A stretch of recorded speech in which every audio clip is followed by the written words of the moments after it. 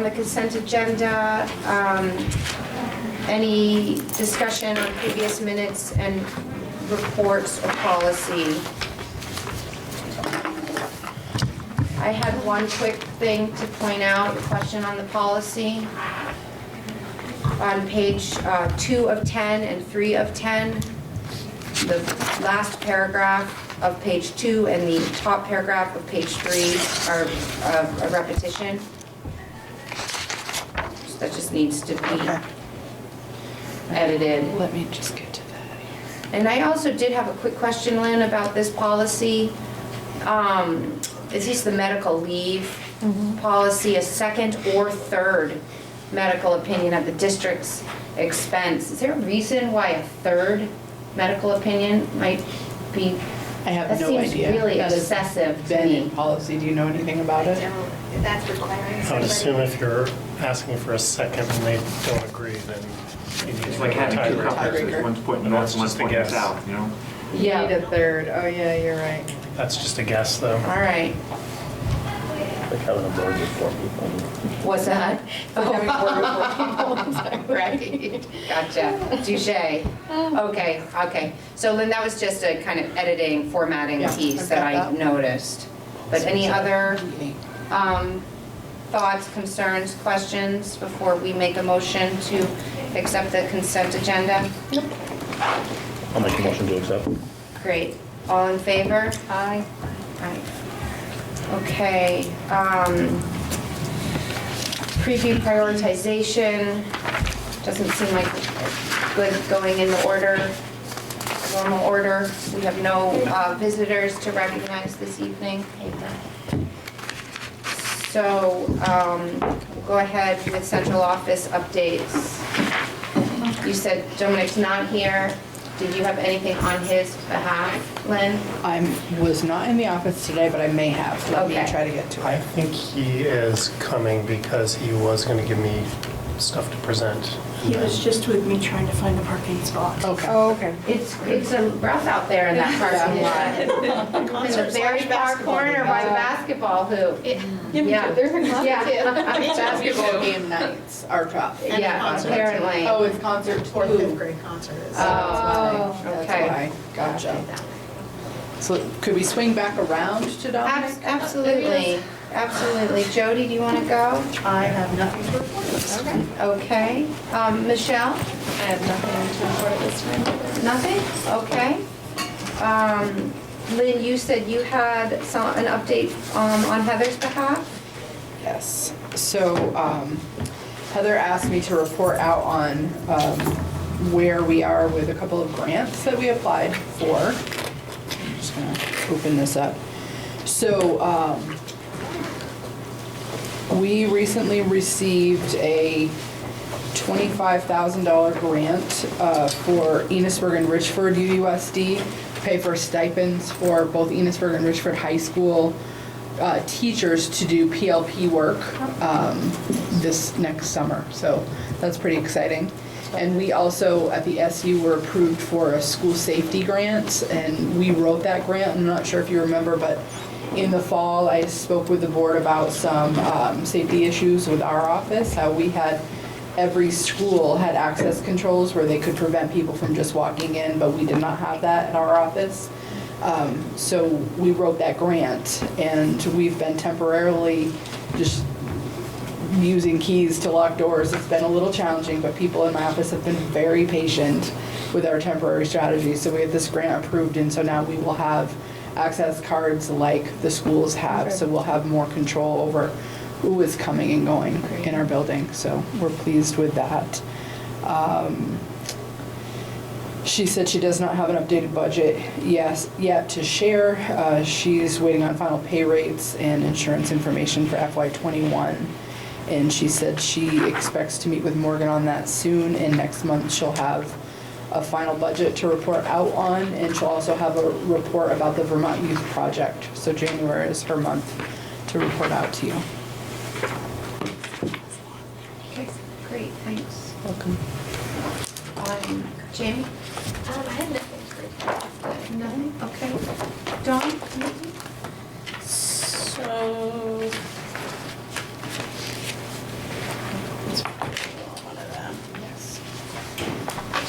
So, just to give you a little year in recap so far this year, I started my new job on July 1st with the summer feeding review.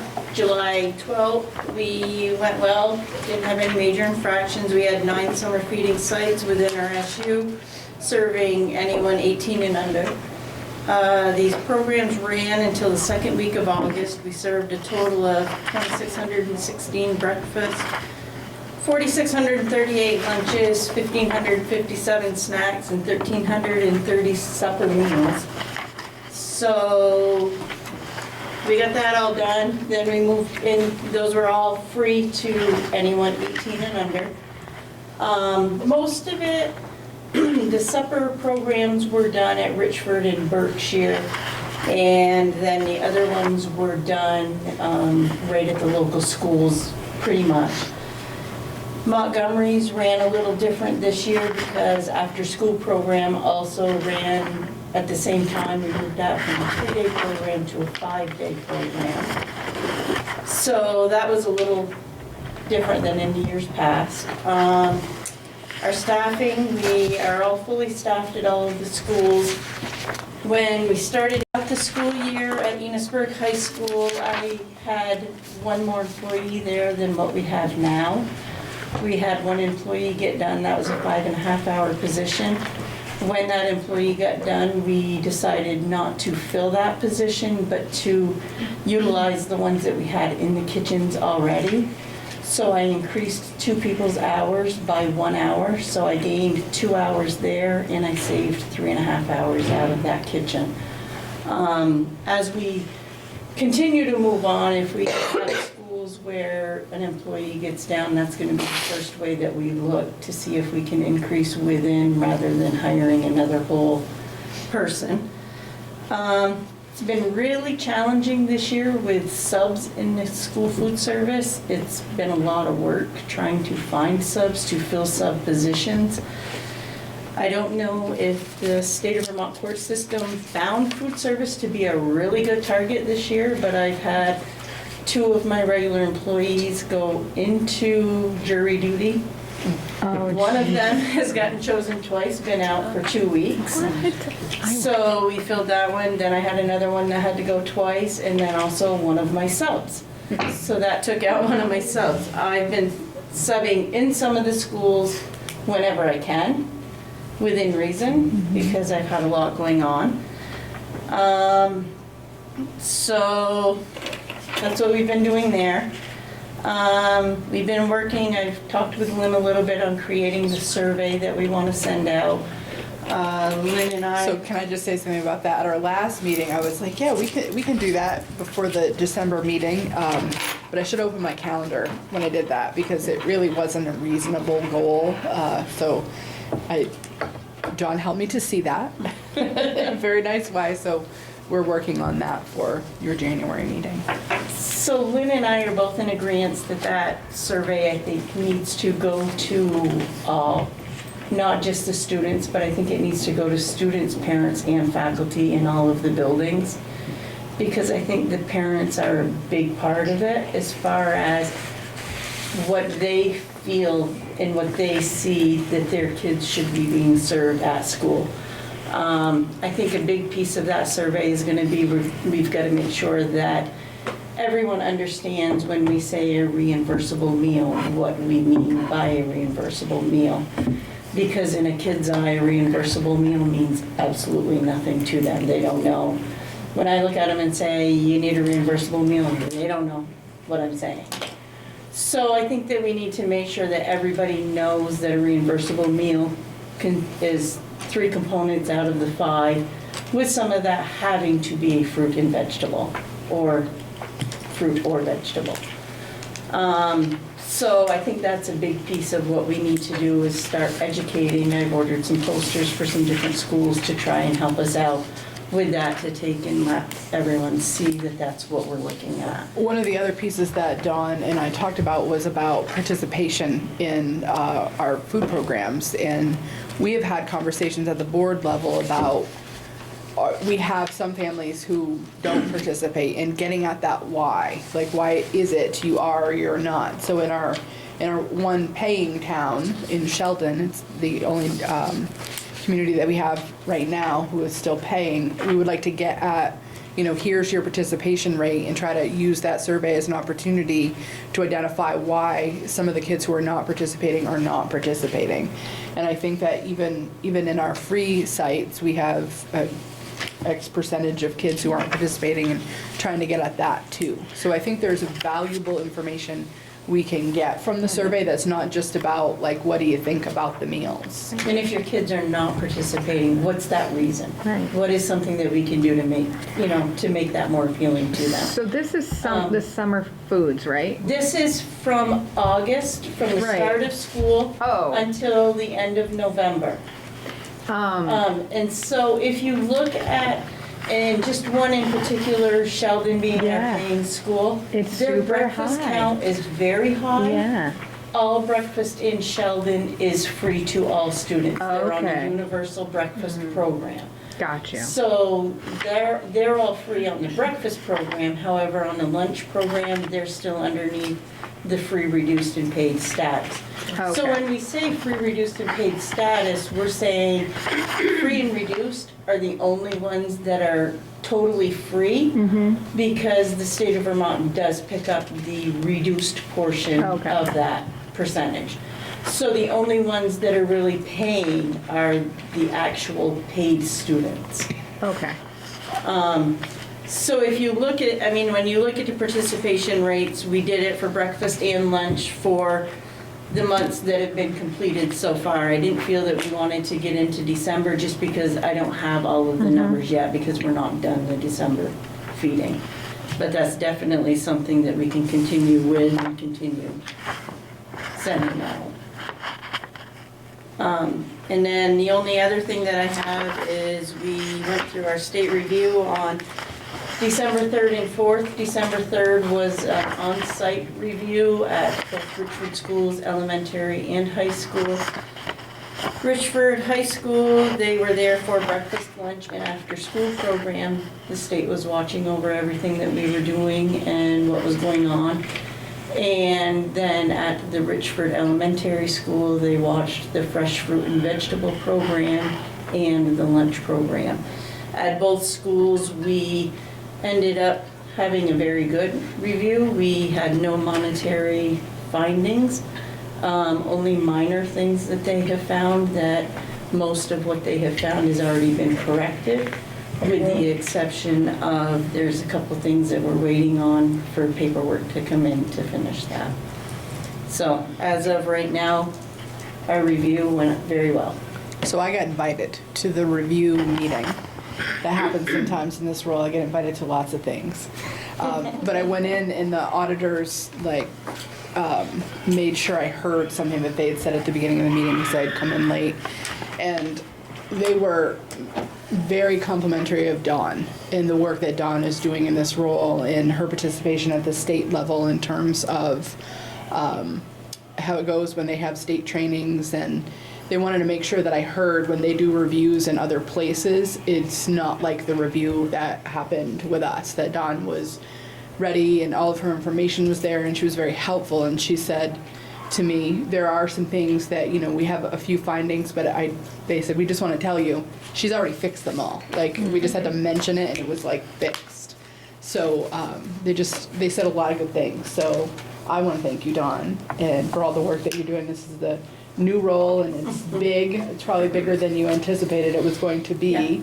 But Dawn is doing some really good work, and I think that, this is what she's done in the first few months, and I'm confident that with more time on the job, we're going to see even better things as we go down the road. So thank you. And we forgot to tell Lynn that we moved the exit interview up by a half an hour because they were done early, so some of us had to listen to the Donna's wonderful speech twice. And it was about 15 minutes each time. I'm just curious about when they did that sort of review or inspection, do they just randomly pick a school, or how did they pick Richford, or will we expect it in the other school buildings? So It's something that's gonna happen every 3 years. Underneath administrative review every 3 years. So 3 years ago when they came, they picked on Enosburg Elementary and Berkshire. The year before they picked on, or 3 years before that, they picked on Enosburg High School and one of the Richford schools. There's this process that they go through. It's how many state federally funded programs you run in each school, and they have a formula that tells them where they're gonna go, and then out of the 2 schools that they pick one targeted school. So that's why they were at the Richford High School for more of the review than they were at the elementary, because that was their targeted school. It's really nothing that I know ahead of time. I knew that we were getting this review on July 12th. I knew that email came in that said we were underneath administrative review for this program. I did not know that they were going to the 2 Richford schools until I believe it was late September, beginning of October. When I went to the summer training for the administrative review, they pretty much had said that it wouldn't be CEP schools, and then lo and behold, they picked 2 out of our 3 CEP schools in our SU. But I think more of it was because those schools hadn't been reviewed for a while. I know in the summer program, they'd come to Montgomery, Berkshire, they'd done just recently Bakersfield.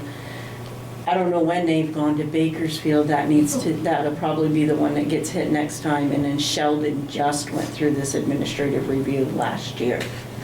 So they got it 2 years because, of course, they ended up coming into RSU. So.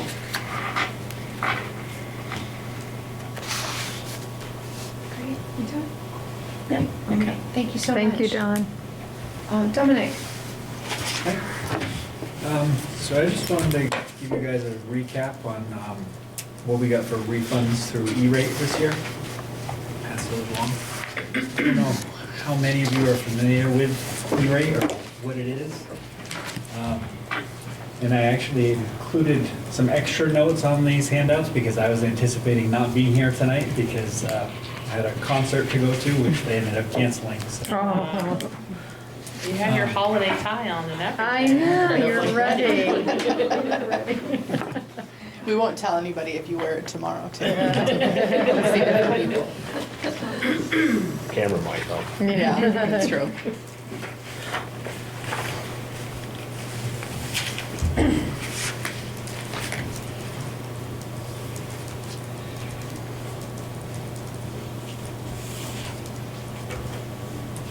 While you're looking those over, I'll just give you a little bit of a background.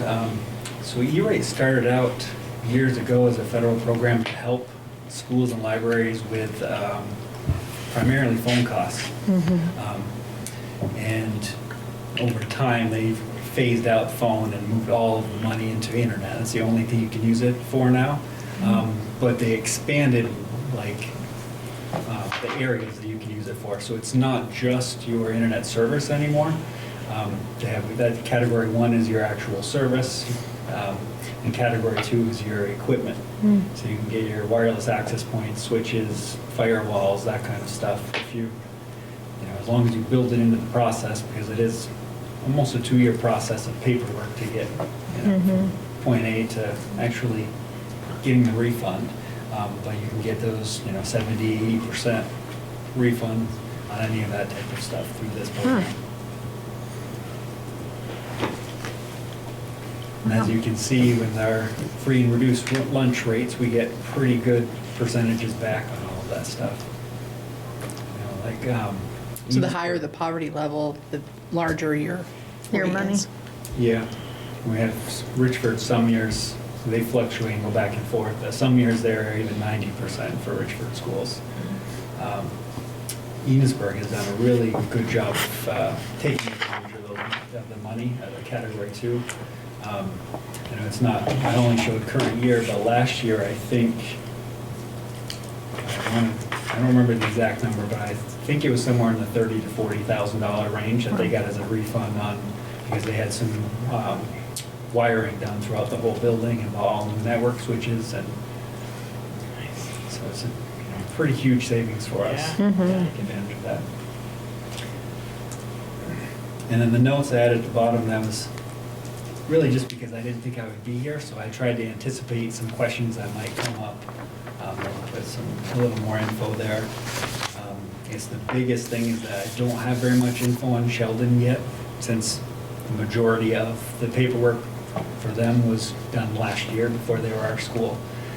All I know so far is that, when I talked to them, they said that they had received that refund on Sheldon's behalf, and they sent it over to our office, and that they did have some Category 2 money that they had put in for wireless access points, and that was still being reviewed, so they're waiting to see if that was approved.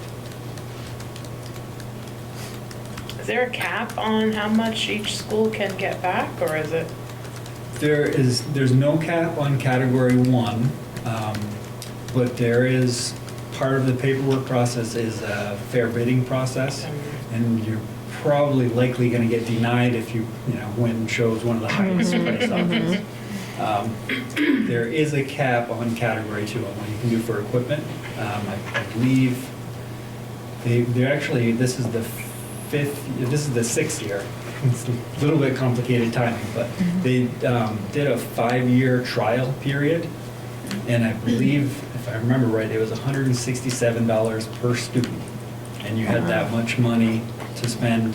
You could spend it all in the first year, anywhere over that 5-year span. And they just actually last week decided that that was successful enough that they're going to keep the same thing, and what they did is they're doing a transition year, so they just took everyone's amount and increased it by 20%. So even if you had spent it all, you had basically one more year's worth that you can use for the current year. And then the following year, they're going to restart the 5-year cycle. That's cool. I mean, that's fantastic. Yeah. You can spend a lot of money on these things really quickly. So Yeah. to be able to get 80% of your cash back is awesome. Yep. It's a And- ton of work for Dominic. No, I Yeah. bet. Say Any that, kind of like, federal grant, documentation. exactly. They're like, don't do Deadlines. this hoop and that hoop and that one, yeah. Yeah, and because of that, I've actually read that it's like less than 40% of schools across the country even apply for Oh, it. yeah. Because so many have Yeah. Right. been rejected and Yeah. figured it was such a big time sink and didn't get anything out of it. Yeah, Yeah. That's a bummer. that is, but good, that's good for us, I guess. So, and then some of the bigger companies are really nice to work with for this too, like CDW. That's where Enosburg got the network switches from. And they'll work with the state, and instead of making us pay the full amount and then get the refund, they'll charge us just our percentage of it. Oh, And then they'll nice, so wait they know and ahead. They'll get the rest of it from the federal That's government. handy, That's cool. yeah. Good. Great. I guess that's all I have, unless there are any more questions? No. I'm just curious, we hired the shared IT tech, right? Or specialist, I forget what that person's called. I think so. Yes, And I think it's a he, yes. and he has not started yet? So there were some housing issues that came up, and he had anticipated his housing being ready. Gotcha. So I just met with Sandy earlier today, and the new start date is January 3rd. Ah, cool. So moving up over the break. Yeah, he's coming from Virginia. Yeah. Moving Oh, over, that's right. I guess I remember that now. Yeah. moving over the holiday. January in Vermont. Wow. Yeah. What a great Lucky time. I told him that's not the way it usually flows when I met him in my office. I said, usually it's people that are moving south, Yeah. not north, especially now. What did he say, 20 Jamie? below. Like there are things that, he said something about the weather there and the critters that can kill you there. Oh, yeah, kind of true. thing. Like there's We do have a little remedy for that, right? Which is cold. Yeah. Okay, Morgan, you're up. Okay, so under the FY19 update, we did get drafts of the SU audit. I've signed off on the final, so I should have something to share with you fairly soon. And then I'll be looking for an approval at your January meeting if we have a January meeting, and if not, we'll do it at the April meeting. The audit firm is willing to come to a board meeting if you guys so desire. My sense after being at a conference in Montpelier last week where they presented is that the following year, if we're contracting with them, they may push in a little more aggressively to boards just to make sure that you guys have an opportunity to ask questions of them with or without your management in the office. I've not seen a draft of any of the local boards yet, but I expect that now that the SU's done, that they will start dropping pretty quickly. In terms of this year, I sent out by email this form, which for those of you who've been around for a while, you've seen that before.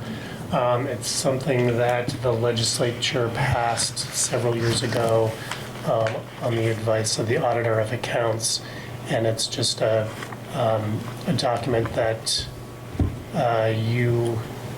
that statute makes either Lynn or me to sign off on and share with you so that if things go south, you can't say, oh, we had no idea that everybody in the office had rights to sign the checkbook. It's largely the same as the version you saw last year with the change in the treasurer roles for the local districts. We've kind of tightened up a few areas, but I'm happy to answer any questions. And at some point, I will need a motion from the board to authorize the chair to sign it. We can do that. I don't think there's a deadline for it.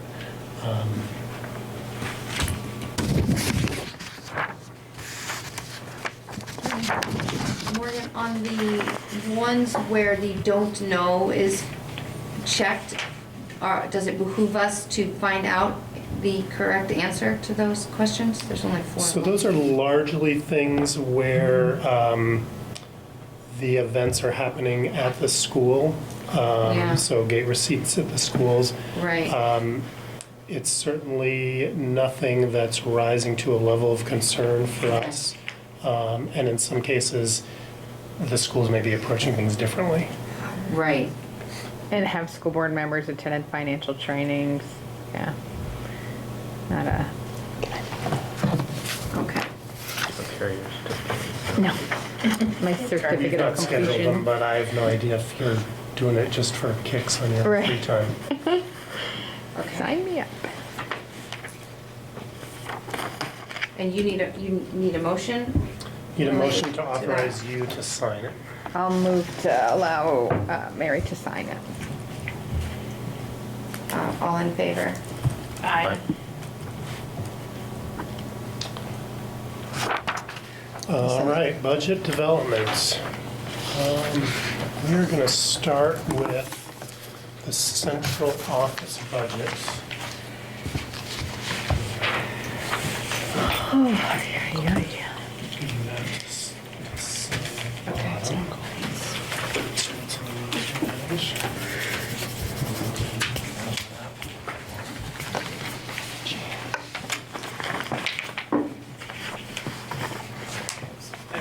So we'll go over the expenses for central office and then go over expenses for special ed.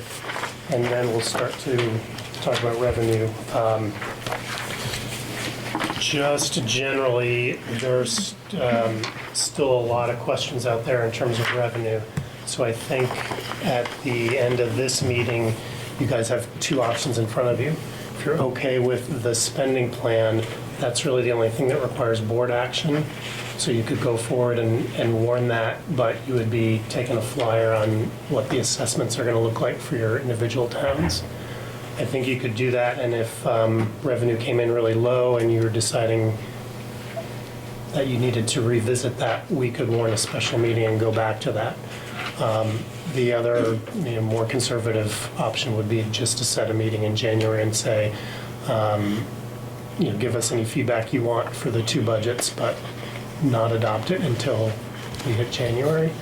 The challenge with that is that we probably want it before January 8th, which is when NMV will hopefully be setting their budget. So there's a short window, and we do like to get this budget set before the locals set theirs. So we're scheduled for January 13th for this board, so you'd want to move that date. Right? Okay. Or move NMV's meeting. Or maybe NMV is willing to say, I'll certainly have the recommendations to this board. And they have the option of saying, well, we'll take a chance more in this budget, and then if the assessment comes in wildly different, they could reconvene before we had to print it. But Morgan, in January, revenue will be more of a known quantity than it is now. We hope so. I was at a meeting Friday with somebody from the AOE and the business manager group, and they asked what we were expecting from the agency, and we started telling them we needed equalized pupils, transportation revenue, vocational revenue, and they were saying, yeah, we're trying to get that out. That's coming out tomorrow. We asked for special ed revenue, and it was like crickets. Because the person who did it last year is not there anymore, and nobody who's there has ever had to do it. And so it was a little bit of a news flash to them that we were all waiting for. Oh, that doesn't sound So very some promising. poor sucker has spent his weekend trying to figure out how To figure that out. figure that out. And, I'm hopeful we'll have it in a week or two, but Wow. we'll see. Okay. So in terms of the expense budget for the supervisory union, the first section is your ELL teacher. I have not made any changes since the last version that you saw. The percentage that she spends on ELL versus special ed is a moving target. And so this does tend to kind of move up and down. Currently in the buildings, Michelle is telling me that she's spending more time on special ed and less time on ELL. But that, changes as the kid counts change. And then the big change from last year is that we have contracted for a % of an ELL instructor from MVU school district. Somebody who was in the building in Sheldon for serving the Sheldon kids. And about half of our ELL kids, I think, are in Sheldon right now. Give or take half. Yes, I'm not sure that we'll need someone that much time next year, just because 2 of the families did refuse services this year. So Okay. there has been a drop in the amount of services provided. Sounds good. Instructional support has not really changed from the prior version that you saw. We added a little bit of money, about $5,000 for a program that we're exploring setting up through UVEI, and I think Lynn's going to talk about that in depth in your section. Is that right? I haven't read ahead to your section. Well, I don't have that in that Lynn's going section. to touch on that in her other. But Add that to the list. it is basically a program I'd tip that that would to support us to sort of growing our own teaching staff through paraeducators with bachelor's degrees or community members who are looking for an alternate route to teaching certification.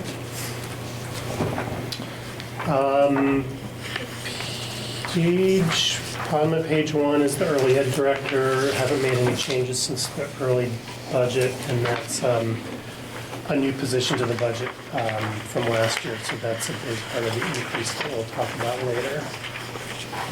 And can I just blow over central office? Yeah, so the superintendent, the big chunk on page 1, there have been some big moves on this section since the last version that you saw. We've got somebody in our office who we know is coming onto our health insurance, actually in January, but we will need to budget them for next year. And so that's about $25,000. We've added the contract for Northwest Access. We received 1 bid for the transportation study that we tipped you guys to, and it came in a not to exceed, I think, $20,000. That's bigger than we anticipated. To do the study? To do the study. Oh. So, I mean, I could argue that if they're going to cut out a route, it's going to pay for itself. but that was certainly steeper than what we heard Maple Run paid for theirs just a year or two So ago. we were thinking less than half that. Yeah. But then the reality is also they're smaller in terms of, Transportation. right. Right. Geography. Because there's only a few And they towns don't even and a run lot of those are buses to walkers most in of the it. city. Right. So this is something that we did bid out because we don't know who would be interested in it. We only had one person, one outfit interested. It's certainly something where if we move forward, I'll probably reach back to the other places that we contacted. A few of them said they were potentially interested and just see why they didn't bid. I suspect it's because nobody's located in Franklin County, Vermont. And it's work that involves sending people here. But I currently, was thinking it was like the busing company that did this. No, it's No. some other organization. So currently that's in the budget. I made some additions to the software line after consultation with Dominic and with Jody. We've actually been able to cut a few big software purchases out of the budget, but there were certainly more that I found that we needed to budget for. I got a question on transportation type. Mhm. So, what happens if you do the transportation study, and the busing company doesn't want to do the recommendations presented? So I would say that under the current contract, it's a negotiation with the busing company. We're going to say we think we can eliminate a route and get all the kids still picked up and brought to school, and it would be on them to, I think, make an argument about why they can't. That was if we were trying to implement things right out of the gate. So we're budgeting this to take place probably after July 1st. Unless we find that we're in a really great position budget-wise now. So I would really think what it would feed into is the next year, which will be the first year where we go back out to bid on the whole contract. We would use the study to define the routes that we're going to bid out. And at that point, it's, you're in a different position with the current transportation provider, because you're really saying, okay, we want you to bid on X, and that's what they're going to be putting a proposal in for. Okay. And realistically, do we hear from bus drivers throughout the district that there are ways that we could do it more efficiently and lower the number of actual routes to make it kind of like, is it? I don't know that we hear from the bus drivers, No. right? So we don't really hear from the bus drivers. Like they try to look at it at the town level. Yeah.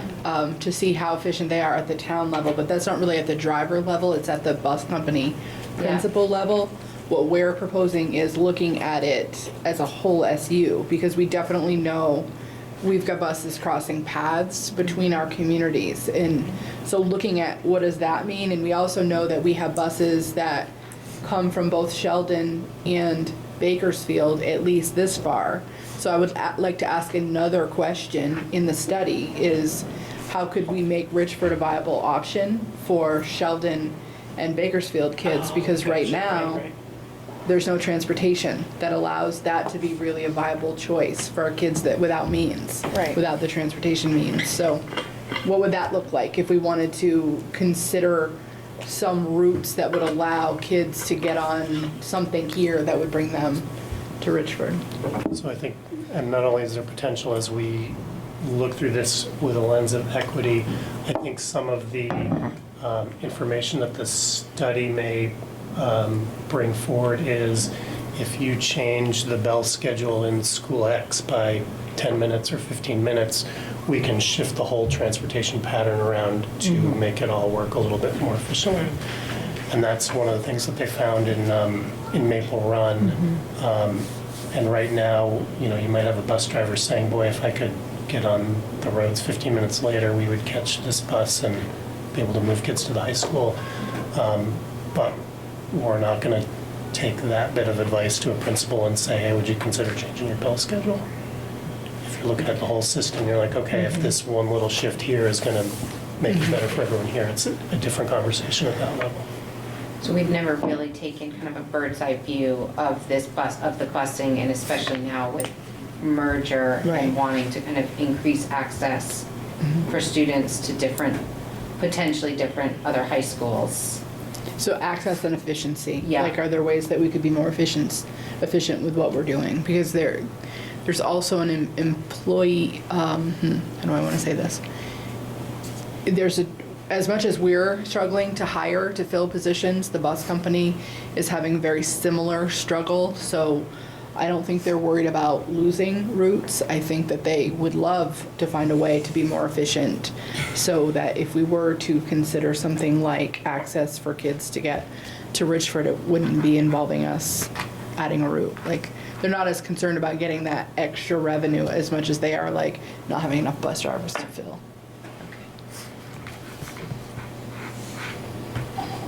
Any other questions on transportation? The other thing that we've added to the general administration on that page 1 is $5,000 for a phone system upgrade. That's part of the grant. Well, that's not part of the grant. We, as an SU, are now eligible for the grant that we accessed for the 911 compliance in the Enosburg schools. And so we thought we should put some money in there as a matching amount if we're going to try to do that in our office. We don't have the same issues necessarily of the 911 location, although it may become a requirement at some point. Our issue is that we don't have enough phones for the people that we have, and when one breaks, then we're down a phone because we can't find any to replace them. You don't make them anymore. And our message boards don't go on. Yes. Oh, that's actually the worst. It is. Yeah. Or not. That was just me. Or it's Morse okay. code. Or not. Or not, yeah, exactly. Count yourself lucky. So no change from the previous budget on the early ed director, top of page 2, on the financial office, next section on plant. I will talk later on in the meeting that the Richford Select Board, I'm told, is willing to roll over the current lease for another year with no increase. Okay. And so I've not budgeted an increase there. And then transportation, I think I dropped it down a little bit from the number that I presented last month. We got the NEEP, which is the New England Economic Project inflation amount that we're allowed to increase contracts without bidding. The food service section starts at the bottom of page 2 and then it runs on to page 3. In terms of expenses, I've dropped them down pretty dramatically since we last looked at this, basically because I had a chance to sit down with Dawn and she told me that my guesses were too high. So Thank you, Dawn. we'll see. Food costs, obviously, are something that are a little tough to predict. And the contracted services, that's because, why? That's the Sheldon, Abby. that's what I thought, okay, So, yeah. okay. So it's really primarily food costs that they're passing on to us. Okay. But I moved that up to contracted services. So the food service section, we'll talk about the revenue in a minute. If you were to expand universal meals to Sheldon, we would expect that the expenses will go up because participation would go up. I don't know exactly how we're going to predict that if we go that route, but we'll come up with something that we can at least present to you with a straight face. We also, Sheldon is in year 3 of a contract with the Abbey. They can, this board can renew it for 2 more years. We are trying to get our hands on that contract. It's a different animal than the state is allowing people to bid out now. It's a cost reimbursable contract, so the Abbey provides the food, and then they basically send us a bill for what they spent in food, what they spent in labor, and what their fees are on top of that, and then we pay it. The state does not allow those anymore for a variety of not that interesting reasons. But going forward, any new contracts that you bid out will have to be fixed price, so it'll be, we would pay them $3 and X cents for every lunch and $2 and X cents for every breakfast, and a certain amount for every special thing like a snack or after-school program meal or things like that. I don't know financially which contract is better than another. There's certainly a lot more reporting that Dawn has to do on a cost reimbursement contract, which is why the state's not allowing those anymore. But they have said that they will allow this contract to play out if this board so chooses. And they're in the final year of their third year. This is year 3. Year 3 of a 3-year contract. Okay. It's it's actually year 3 of a 1-year contract, but you have 4 free renewal periods. Oh. Both sides agree.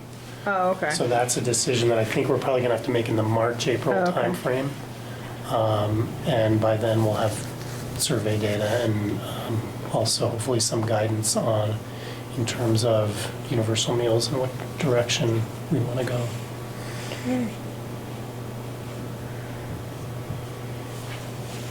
Food service is the one that's the scariest to me because we don't know how many special ed kids are coming, but we have a pretty decent guess.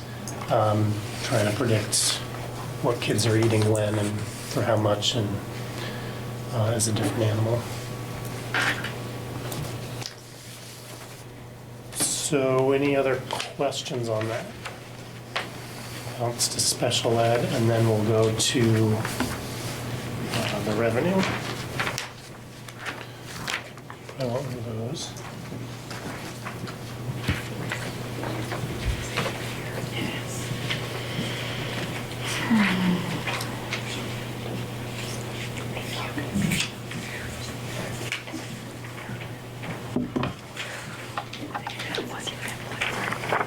You're not watching Netflix, are you? No, I was doing some math. Can you tell I recognize? Did you want us to make a motion on the office, please? That later, now? We can do it later. Let's go Okay. through all the budget stuff first. I just had a question, just to go back to the type of contract that the Abbey does, you're saying the state is not allowing it Going forward. going forward, so. They've told us that since this one had already started, they'll let us go through the Okay. renewal periods. So I'm just curious, because I know they contract with a ton of schools throughout the state, so I would think that it would probably behoove them to modify Change, that, because if they're disallowing that, I mean, I think they contract with at least 20 schools. I think if we were to rebid it out as a food service management company, that they would certainly come up with something Okay, and bid on that. And I think anything new, they are bidding that way. okay. Because it's so new, I don't know if you guys had heard on the Sheldon board that they were concerned about that because obviously if food costs go up astronomically, they're gonna get that increase, Yeah. so to speak. Actually, you know what, maybe I did hear something, yeah. I mean, with the reimbursable, they are basically taking none of the risk and Right. doing none of the Yeah. paperwork. Okay. So it's been a good deal, and I'm sure they would be happy to roll it over for as much as they can. Special ed budget's in front of you now. Budget to budget, there was I think we increased SLP 0.1. Currently they're at 0.3, and we think we're gonna be able to get them for 0.4 next year. That's the only personnel change from the earlier version you saw. There has been some movement in the NCSS contracts and the out-of-district tuition and transportation costs that we're predicting. And this is something that changes daily, and we'll keep tweaking it right up to the day that you guys want a budget. We dropped the CAT workers a little bit, and we increased tuition and transportation to those tuition placements a little bit. And they're all in that first section, page 1. Line 3 is where you'll see those NCSS contracts for CAT workers and autism workers. And then line 4 is where you'll see the tuition payments and the transportation reimbursements for kids going to places like Project SOAR. And some of that we got no control over because people have moved to us already in these places, so we just have to accept it. A couple of small increases throughout because I went in and I added supplies, which we didn't have before. None of those are too major. No changes to the administration sections. And then, sorry, bottom of page 2, second to last section on page 2 is where you'll see the increase from the previous budget in terms of student transportation. As of today, we're still thinking it's going to be down a little bit from the previous year, but up a little bit from the version you saw in November. Any general special ed budget questions?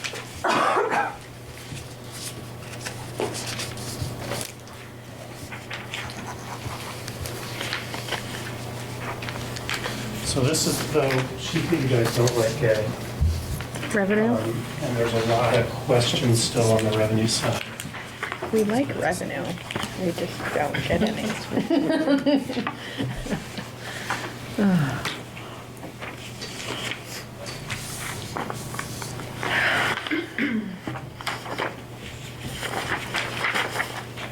I was at a basketball game last night, and this guy said to me, oh, well, it's gonna be, this budget's up 6%, and I was like, wait, it's not even done.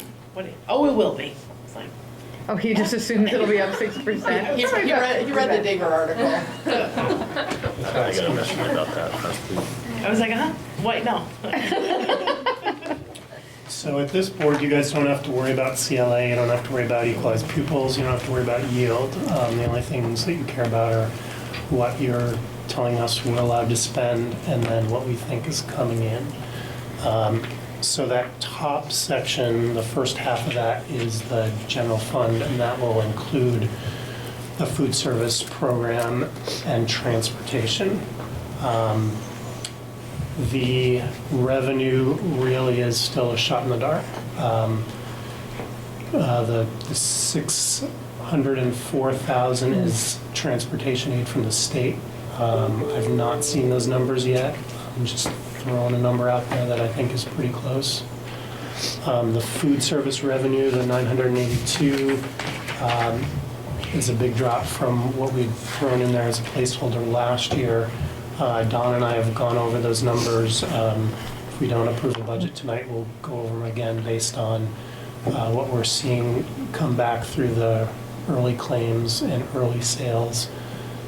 That number obviously will change significantly if we expand Universal Meals to Sheldon. And I would guess it would go down, but when participation goes up, your reimbursement goes up, so it's going to be a bit of a crapshoot. What months do they base? Is it a rolling average of your free and reduced? So it depends on the program. The CEP program is based on your direct cert list that we take at a snapshot in time. And we can, if that number gets worse, we can go and we can basically upgrade the reimbursement. But they're saying, okay, if your direct cert number is this, we're going to reimburse X% of your meals at the free reduced level and X% of your meals at the paid level. And then you just try to sell a bunch of meals. The Provision 2 program is a little bit different, and then they go through a base year and they look at September, and if 20% of your meals in the base year in September went to free kids, then for each September after that, they're going to reimburse 20% of your meals at the free rate. If your direct cert numbers are hit a certain range, we think it's advantageous from revenue to move to that. So we moved Enosburg Elementary from direct cert to CEP once those numbers came From in. provisions two. From provision two. From provisions two To CEP. So we will keep monitoring that for the other schools on provision two, to see if we can bump them up to a higher reimbursement rate. Okay, and so for provision two, do they do it monthly? So September for the next? Yeah. And then these are your numbers for October from last Yeah. year, so that's, okay. Exactly. So they take it month by month? Month by month. Okay. Right.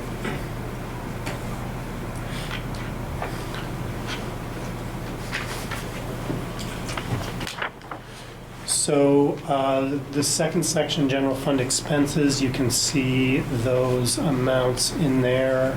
Obviously, the early ed director is the big increase. Overall, it's a 4.4% increase, which is what that 171,549 equals. Half of that's the early ed position. The other half is scattered around, and we talked about some of the initiatives at the SU that are going to cost additional money. Other than that, it's predictions on salaries and benefits. Health insurance is, the premiums are going up significantly. Obviously, that's the recent decision by the Healthcare Commission is going to impact that and impact salary negotiations for everyone. So part of the increase, I think we talked about earlier, Morgan, was the healthcare benefits for food service that not everybody received before, that are now embedded in this. Right. And then you may have an additional increase because of the family plan shift. Yeah, so starting, I think, January 1st, employees who are on support staff agreements will be able to get a family plan 80% paid by you. Currently, you pay 80% of a single, and if they want to go to a two-person parent-child or family plan, they're incurring the full increase in that cost. So they're running on, so yeah, no insurance this calendar year, but they're doing those increases the calendar year as well in that fiscal? Yes. Wow, okay. And we're going to talk about that a little bit later on. Even though the arbiter has made his decision, there's not necessarily agreement on what he decided. Oh, okay. It should not come to a surprise. I'll Who's see you been at the involved in appeal. collective bargaining. Okay. And then the second section is the revenue for special ed. This again is I wouldn't put any faith in the revenue numbers yet. It's going to be a while before we know what our Idea B grant and Triple E grant are, and the block grant from the state. And that's a number that really depends a lot on what everyone else had said that they were going to spend in special ed back in October when we had to submit it. And obviously your budget, or Michelle's budget, has changed quite a bit in those 2 months.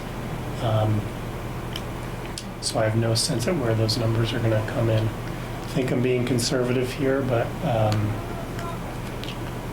you never know until the numbers drop.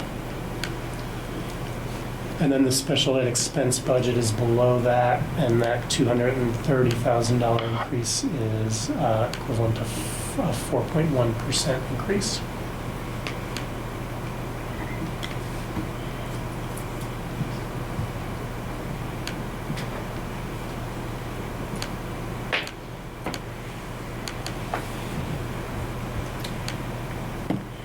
So Morgan, around the budget then, you need us to make a decision as to whether we feel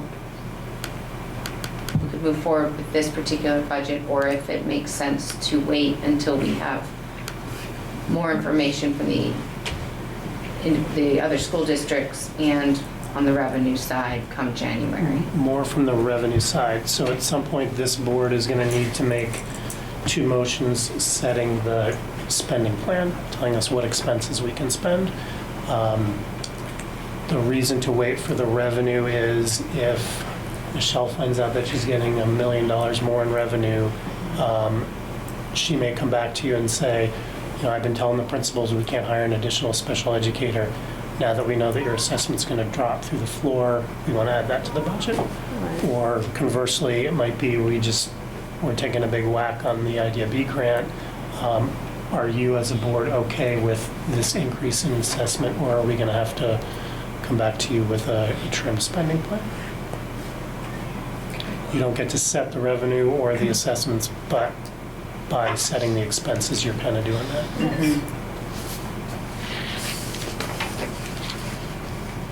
And you're saying right now with the expenses and the revenue that you've provided, there's a 4.4 increase?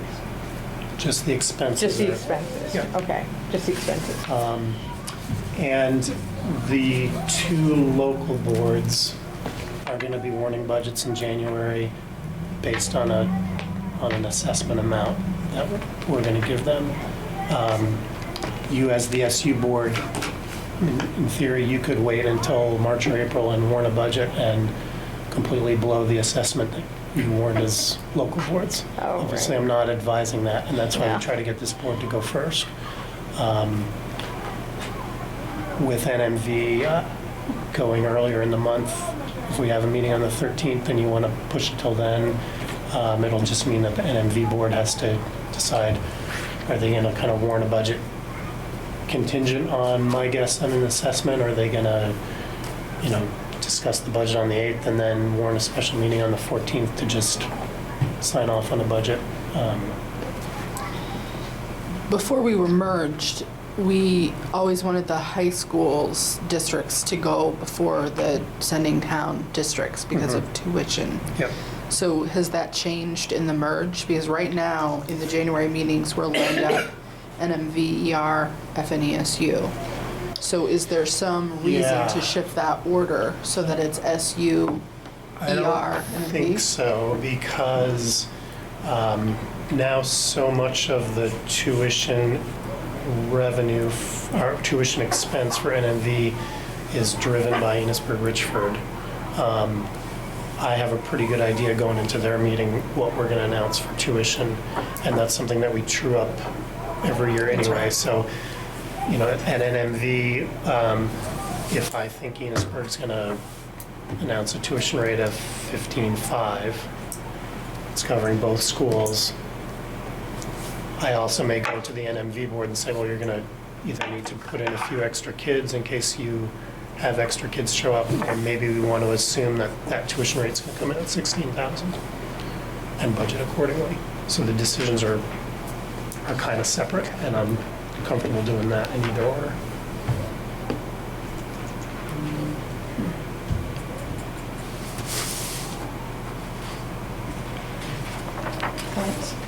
So if we go with this, and then revenue comes in different, we're gonna have to hold another special meeting to then make a different plan. So if you warn an expense budget and revenue comes in a lot lower, the two options are either I jack up your assessment to the local towns and you live with it, or you guys have a second meeting and say, we really were kidding about that budget, we were gonna cut $500,000 out of it, or something like that. And we can do it either way. Just to give you some context, we often, if you approve the budget in December, we don't meet again until April. That won't be the case this year because of what you have tasked us to do with Portrait of a Graduate. So I will need this board to meet more than they typically do in the spring, and I'll talk about that a little later. So I just want you to have that context because we're still going to need to meet in January to do some of that work.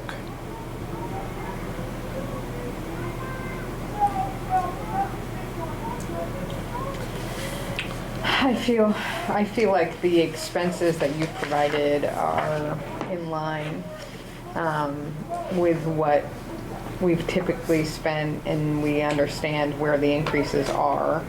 But I would feel comfortable running with the expense budget now and then meeting if it all goes to the pot.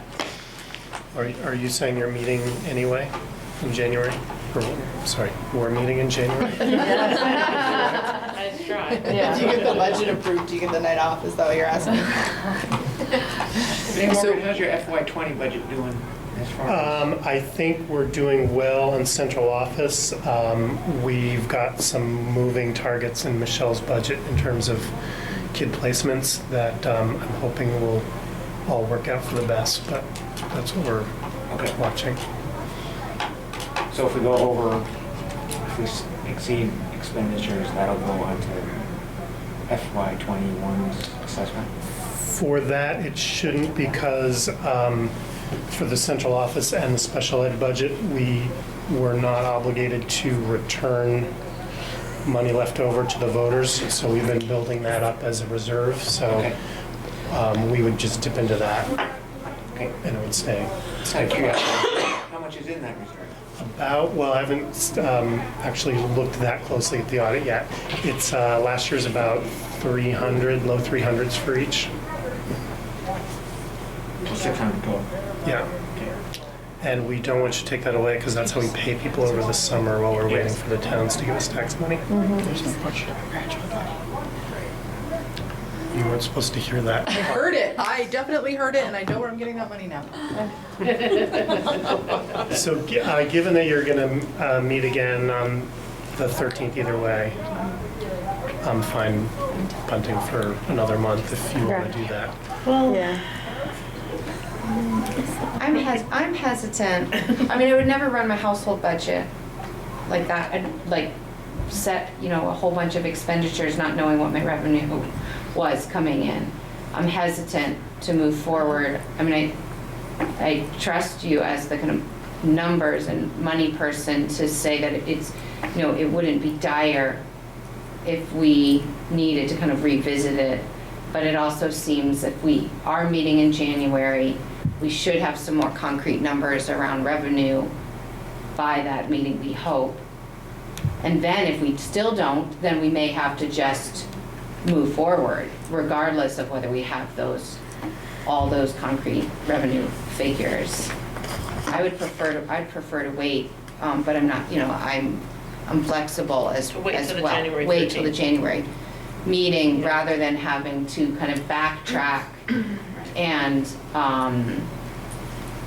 rewarn or go through this all over again.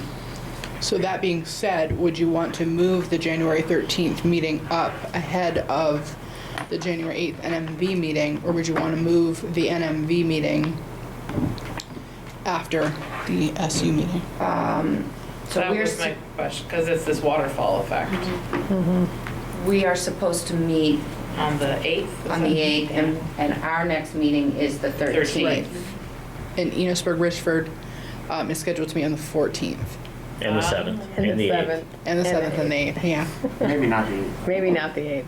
You're gonna be so good, you won't need to. So would it make sense then for us to meet on the 6th in advance, but to meet before the NMV meeting, or move the NMV meeting? It's basically like 3 work Oh, move the SU meeting up. Yeah, move the SU meeting. Yeah. It's 3 work days. Well, Morgan had his numbers done. You know what I mean? What's that? Mondays. Mondays. Yeah, Mondays, I'm not sure. What What if these numbers are if you good? did the SU meeting on the 8th and moved your NMV to the 15th? We got a meeting on the 8th. If we don't have We're going to be here at 6 Okay. or 4 or 5. We planned that anyway because it Yeah. was going to be a short one, Hopefully. hopefully. So if it was at 6 or 6:30.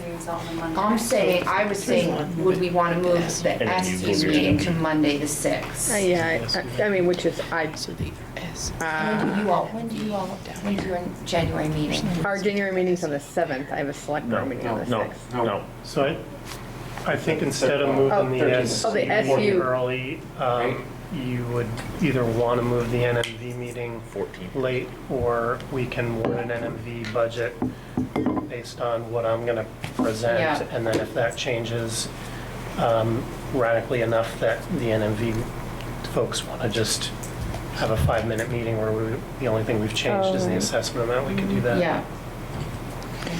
I worry about moving your SU meeting up to the 6th because We may not have revenue yet. Right, because we're of the doing holiday it break. in the After hopes holiday, of having basically, yeah, I agree. solid numbers, right, okay. And then Well, No, Morgan is saying we would just keep the NFB. I kind of sort of work for the state, and I have like 2 weeks Yeah, off too. so- and that, you know, we'll go ahead and do our NFB budget on the 8th as planned.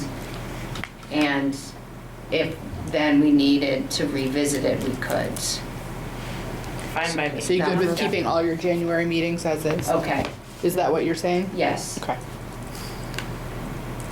And how do people feel about punting then the finalizing of the SU budget till The we, 13th. till the 13th, when hopefully we have more Fine by me. information? Yep. Okay. Do we need a motion on that, or we're good? Okay, Just need a lack of motion. okay, great.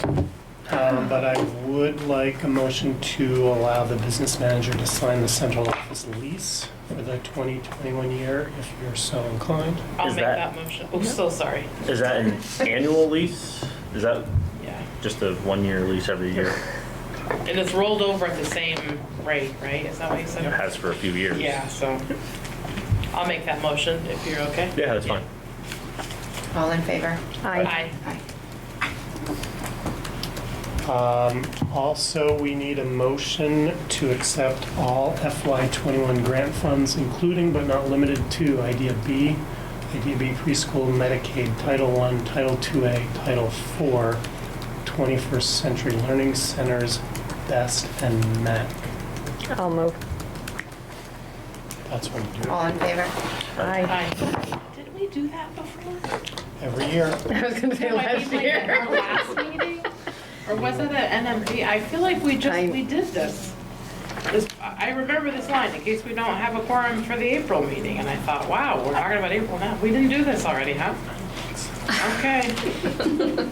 Just keep signing stuff, is what I'm saying.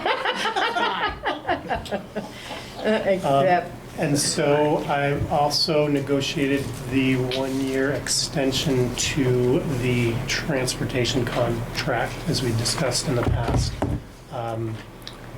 We inherited the Sheldon contract from Terracell, who's the same outfit that has everybody up here. And so the discussion was that we were gonna roll over the old FNESU routes at the NEAP increase, add that to the Sheldon contract, which already had an amount for next year. And the only change to that is taking out a route, the Fairfield route that we've discussed in the past, because those kids aren't coming anymore after this year. okay. So I probably should have a motion to sign that. I'll make that. All in favor? Aye. I think that's it. That's it? Okay. Hey Morgan, are you taking notes? Yes. Okay. I had a small panic. She asks now, yeah. A little late to the dinner party. You don't have to panic because you got rid of the clerk position. Right, I mean, I figured. Just checking. All right, Lynn, you're up. Having some technical difficulties in my head already.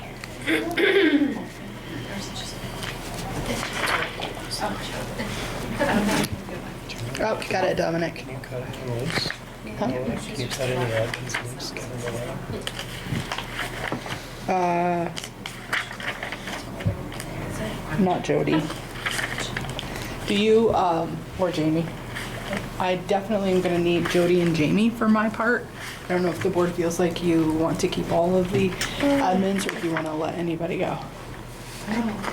You suffer with us. Oh. Bah humbug.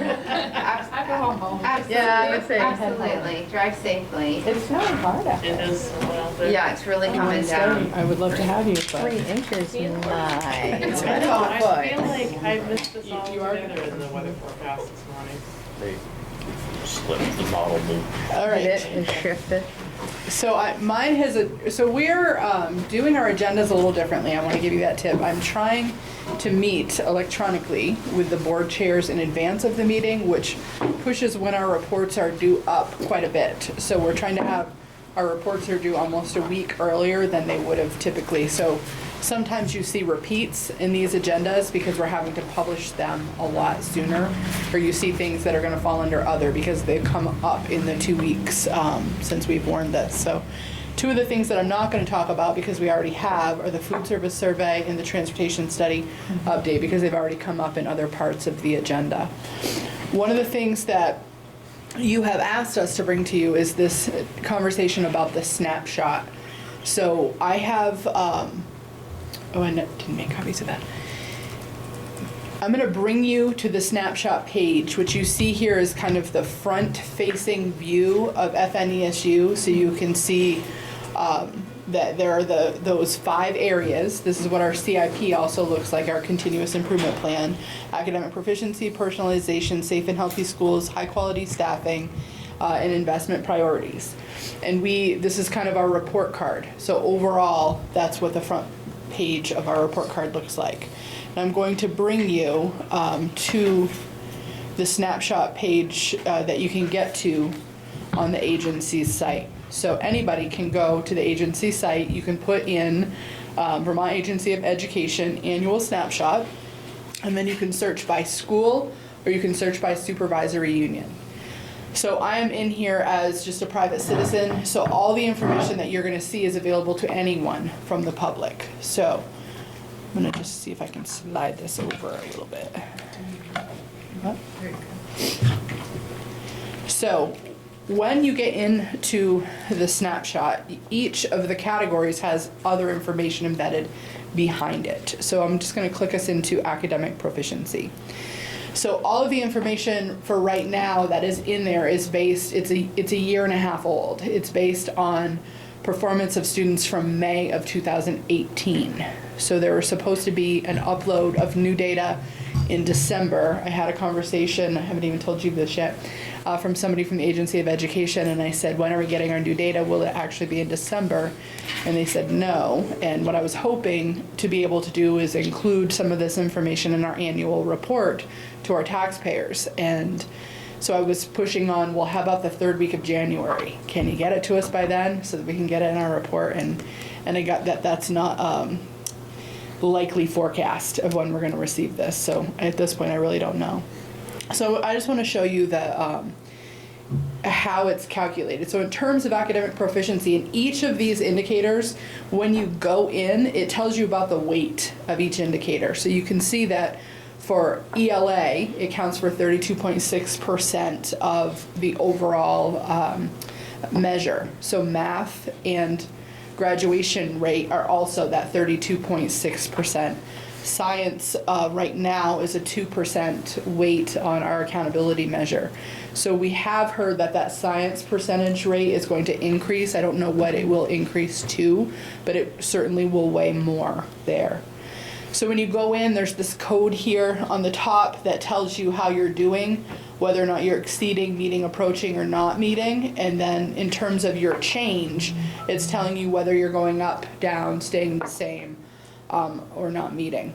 As compared to last year's kids. So this year's 3rd graders as compared to last year's 3rd graders. So this is the non-cohort data that we know Rick loves so much. So when you dig in here, we have the capacity on another tool that's not this tool, Rick, to get into the data that does track cohort information. But for these purposes, we're really only going to... Cohort information will be going in under the growth measure. Mm-hmm. It's just not in this particular report based on the 2017-18 data. But once we get the next upload, will it be there? It's supposed to be. They need to, so the cohort data is a 3-year measure, and so they needed to have 3 years worth of data in order to report that. So it's supposed to be with the new upload for this year. So I won't take you through all of the content areas unless there's something that you want me to particularly look at, but I just want to bring you through this one under this measure. So this is ELA in particular. So you can see they're measuring overall how our students are doing. They're measuring what their average scale score is and growth. So you could take a look at how Franklin Northeast is doing, and you can compare it to how the state of Vermont is doing. Do you want to say anything about the equity piece? Could you talk a little bit about that? Sure. So you can see over on the right, there's an equity index, and what that measures is the discrepancy between all students and historically marginalized groups of students. So students who are lower socioeconomic status versus all students, or versus students who are not, and students who have IEPs. So historically marginalized students versus all students, and what does the gap in the achievement look like? So for us, it essentially, our equity measure is around poverty, because that's really the only measure. Is there another one? And IDEA status. Okay. So IEPs Yes. for if kids have disabilities. That's right, because it's the entire SU. Yep. So our equity measures are based on whether or not a child has a disability or not, and whether or not they're economically disadvantaged. So our ends, our number of students in those other subgroups are too low to report out organizationally on. So they have a current performance, they have an equity index, and they also have the performance change over time. Okay? So that is specific to ELA. You can go in there and you can check this out for all the content areas that they're reporting out on. You could also look at a specific group. Right now I'm giving you data that is specific to only to all students. This would be a measure of 3rd grade through 9th grade, essentially. So I'm going to go back one to the Franklin Northeast. So I want to give you a look at the other things that you could go into under academic proficiency. So you could dig in and you could take a look at math performance, and you could also take a look at science. PE data is not yet available. That was a new measure, so they definitely don't have 3 years worth of data to include yet. And I'm not sure, I think they're saying that it'll be there for this next one, the next Supposed to be with upload. the 18-19 upload, yep. Okay. I'm not buying what you're selling, Jody. And you're not doing a I'm very just good job repeating selling what I it. read in the memo on May 30th. Yeah, that's frustrating. On May 30th, they were telling us December, so. So the other piece that's in here is we're not going to be able to report out anything on ELL students because all that information will be suppressed. You can see on the public facing side, you'll see that lock. When we log in, under our logins, we can see that data so we know how our kids are doing. It's also taking a look at graduation rates in college and career readiness. That will be in there, but it'll be a while before we see any data under that measure. If you click into each one of those things too and scroll down to the bottom, it tells you what measures they're using. So if you aren't sure what this college and career readiness or thing looks like, if you scroll down a little bit, it will give you some more information about what they're using. Except on that example. Yes. But Jody is right on most of these examples. You can see that. So I want to just show you personalization. So this is about identifying student participation in flexible pathways. We're doing quite well in that area. So you can dig in there as well. It's really dual enrollment. And also the fact that we have a service learning component with community service requirements for graduation. Okay. So there was a piece of this that when we took a look at, well, I'll show you the Safe and Healthy Schools first. The only measure is disciplinary exclusion for Safe and Healthy Schools, and the student staff climate surveys that they had intended to do, we have been told are indefinitely postponed. We don't know if they will actually do that or not, and if they do, we have no idea when they will begin doing that. No. So high quality staffing was kind of a surprising area for us. So we dug in as a leadership team on this quite a bit. So there's some information here about educator retention. When I first saw that, I thought, how in the world could we be exceeding in educator retention when we're struggling? Exceeding and excelling. Right. When we are struggling so much with hiring folks. So we dug into this number, and it's measuring teachers, if you look at the description, who have been in their current placement for at least the past 3 years. So that's what they're measuring. So we're 71%, the state is 74% retention. That was a little surprising for me. I thought there was going to be a bigger gap there. So we just thought that was a little interesting.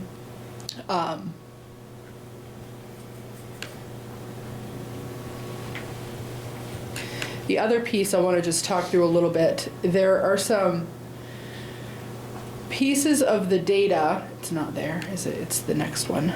There's some pieces of the data around investment priorities. So our overall grade is approaching and improving. So this is around ratios. And so we took a look here in terms of where are we at. And this is measuring our staffing ratio, our teacher staffing ratio here. That's 50% of the measure. Principals, 20%. And I think when we go to do I have to click into principals, Jody, to see it? Or does it say it at the bottom? I think you have to, there's a little arrow over on the right if you go to principals, and then go over to the right maybe, no? Nope. Whoops, I didn't mean to do whatever I just did. Okay, so we have questions about the principal thing. We're not sure why it looks that way. So I think, It's the I do. ratios of principal to teacher. Yes. And you can get dinged if you have too many principals per teacher or not enough principals per teacher ratio. So I actually had a conversation with someone from the agency who did some training with us on the snapshot, and I said, so we're kind of in that place where several of these categories have you're supposed to have X number of teachers per principal, or X number of students per nurse, or X number of students per school counselor. And if you're not right on that target, you're getting a ding for being above or below. So my question was about, what's the sweet spot? Like, no one is going to be proficient on anything because no one's going to be exactly at that target. And so I said, we have no information on what's the range. Like, is the range between 20 and 30 teachers per principal, or is it just 20? And you're either 20 or you're meeting or you're not. So that's what the principal thing is about. The school counselors, there's a recommendation in the education quality standards around how many school counselors per 300 elementary age kiddos or 200 high school age kiddos. So that's one school counselor per. So that's how that measure, and that's worth 10%. School librarians are very similar. I don't remember that number. I think that might be 300, but I'm not 100% sure. In terms of the nursing ratio, it is a 1 to 500, one full-time equivalent nurse per 500 kids. So I want you to understand this, because these are the things that are factoring into our report card, and some of them make sense and they're actionable, and we're working on goals around academic proficiency, personalization, safe and healthy schools, all of those things. And there's some of these other measures that are without knowing the sweet spot, like we're trying to make staffing decisions based on what's right. You can't really fix one principal in a K-8 school and have like 1.2 principals, or Right. Or if you have a school with several students who have medical needs, Right. you can't account for that and just Right. make it the ratio. Well, that's what I was thinking, like, just if the state says, oh, you should have this, like, we know, like, the principals know, like, the teachers know what the real need is, not Right. what a rubric tells us. Right, exactly. Or an algorithm or something. Yeah. So we're aware of it, we're looking at it, but we're not going to make that be the reason that we're making certain decisions around staffing. The real shame, though, is that John Q. Public doesn't know that, and potentially can read this and misinterpret that information of like, well, I always thought that we needed more principals or whatever, And if we just immediately hired all of these people to make us, meeting or exceeding, Right. your budget would look different. The other piece is the way this is, the front face of this is under high quality staffing. How well do our schools employ educators who are well trained and qualified to meet the needs of all students? And then, there's a little more information. Then you get in there and you start going down, and you start looking at some of the measures. I'm sorry, it wasn't that one. It was the financial efficiency one. I keep doing that, the investment priorities. When the principals first looked at this, they were taken aback by it looking like whatever the indicator is, 0% of our principals are meeting that. And it's not about the work they're doing, it's about the number of principals or the number of teachers. So, but it just doesn't say that. It's not about the principal's performance, Right. which is what it looks like. It says current performance. So See, again, so much misinterpretation Yeah. of the average Joe. that was feedback that I gave the person from the agency. Is I wish the language had a descriptor there, so it wasn't that you had to scroll to the bottom of the page through like 6 other indicators to get down to the part of what this is actually measuring. Right. Like, tell us what the sweet spot is right there in the descriptor under that section. But so this is new. To be fair to the agency, this is really new to them too. So they're trying to navigate this and to figure out how best to report out to stakeholders around the state. This, this information we did find to be useful. We have another tool when we're digging into academic proficiency that is much more useful for us in terms of looking at our SBAC results and being able to track those scale scores of the kids and being able to track growth over time for kids. Performance on targets, equity gaps. Yeah. What was the driver behind the creation of this scorecard? So this is part of the ESSA requirements. So this is federally driven. This is Vermont trying to meet the requirements that the federal government has set on them. So we have to have accountability measures that we report out on for all schools in the state. And this is what Vermont chose to do, is to report out in this way. Is that a fair enough description? Yeah, absolutely. Any questions on the snapshot or how to use the snapshot? No. I took it a kick out of the part where it says Superintendent Lynn Coda I know. has a, it's sort of like, well, I mean, she was there in May, we don't know if she's still there, like. Hopefully she's still there. So I'm gonna skip over the food service survey, but I'll just let you, Courtney's doing a really good job of embedding pictures in there for you to enjoy while I'm chatting. So when we met in November, you talked to us about moving forward with the Portrait of a Graduate work. So we have since met with the person that I talked with you about. Her name is Wendy Baker. She's the former director of Southern New Hampshire University, the Burlington campus? The Vermont campus. Vermont campus. So she's somebody that Jody had worked with in the past, and I've been very impressed by the couple of meetings that we have had with her. So we spoke with her about what I learned at the Portrait of a Grad conference, and she looked at all of the resources online, and she came up with kind of a plan, a timeline of sorts to try to figure out how to do this for us. One of her areas of expertise is community engagement. Oh, awesome.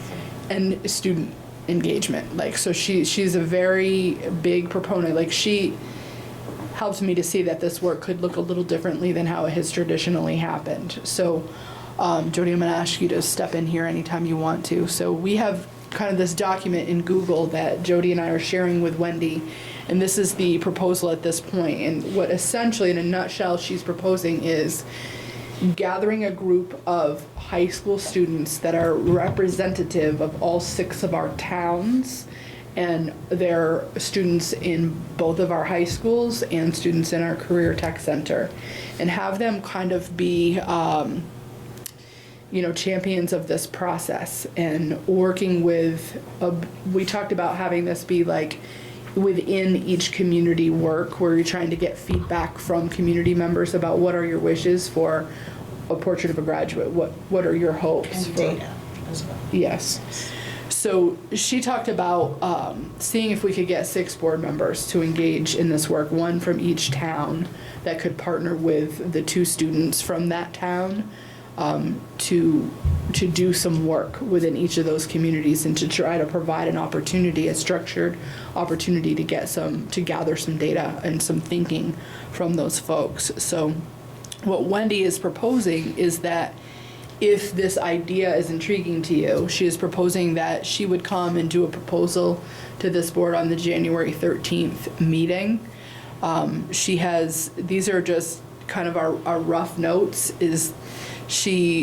we have tipped the high school principals to the idea of, could we get this group of kids and have this be like an extending learning opportunity and for credit kind of work with them? So it would be 2 birds for them. It also could count as community service, so both community service and some service credit for the work. And have those kids have a couple of check-ins with the SU board in the spring.